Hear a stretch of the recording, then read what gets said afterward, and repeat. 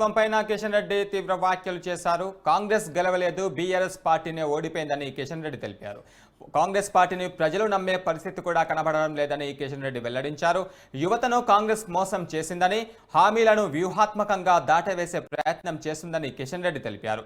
ఎన్నికల ప్రచార సమయంలో బీఆర్ఎస్ అవినీతిపైన మాట్లాడిన రేవంత్ రెడ్డి ఇంతవరకు కూడా ఎలాంటి చర్యలు తీసుకోలేదని కిషన్ రెడ్డి ధ్వజమెత్తారు. టిఆర్ఎస్ ఆ గ్రామంలో ఉన్నటువంటి యూత్ అందరినీ కలిసి కొత్త వాళ్ళందరినీ చేర్పించేటువంటి కార్యక్రమం చేపడతా ఉన్నాం. నేను ఈ సందర్భంగా తెలంగాణ సమాజాన్ని కూడా కోరుతా ఉన్నాను. తెలంగాణలో 10 సంవత్సరాలు టిఆర్ఎస్ పాలన చూశాము. అంతకుముందు అనేక సంవత్సరాలు కాంగ్రెస్ పార్టీ పాలన చూశాము. ఇప్పుడు మళ్ళీ మరి కేసీఆర్ మీద కోపంతో, కేసీఆర్ కుటుంబం మీద కోపంతో, కేసీఆర్ యొక్క అహంకారపూరితమైనటువంటి పాలన మీద కోపంతో వాళ్ళు ప్రత్యామ్నాయంగా కాంగ్రెస్ ఎంచుకున్నారు. వాస్తవంగా కాంగ్రెస్ గెలవడం కాదు, టిఆర్ఎస్ ను ఓడించారు ప్రజలు.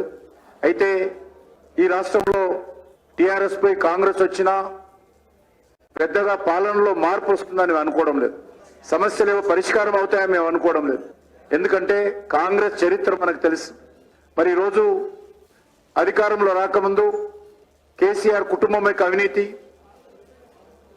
లేక బీఆర్ఎస్ పార్టీ ఎమ్మెల్యేల అవినీతి పైన చాలా పెద్ద ఎత్తున ఊరూరుకోయి మాట్లాడారు కాంగ్రెస్ పార్టీ నాయకులు, నేటి ముఖ్యమంత్రి రేవంత్ రెడ్డి గారు. ప్రతి ఎమ్మెల్యే గురించి, ప్రతి మంత్రి గురించి ఆయా అసెంబ్లీలకు వెళ్ళి దర్యాప్తు చేపిస్తాము, జైళ్లకు పంపిస్తాము అని చెప్పి చాలా పెద్ద ఎత్తున ప్రజలకు ఆ రోజు చెప్పారు. కానీ వచ్చిన తర్వాత మరి బీఆర్ఎస్ అవినీతి పైన ఏ మాత్రం కూడా తూతూ మంత్రంగా ఒక డూ ఫైటింగ్ చేస్తా ఉన్నారు. ఏదైతే హైదరాబాద్ చుట్టుపక్కల కేసీఆర్ హయాంలో భూములకు సంబంధించినటువంటి అక్రమ లావాదేవీలు అయ్యాయో, ఇంకా ఇతర లావాదేవీలు అయ్యాయో, వాటన్నిటిని కూడా ఈరోజు దర్యాప్తు చేయాల్సిన అవసరం ఉంది. వాటిపైన సమగ్రమైనటువంటి విచారణ జరపాల్సినటువంటి అవసరం ఉంది. ఆ గ్రామంలో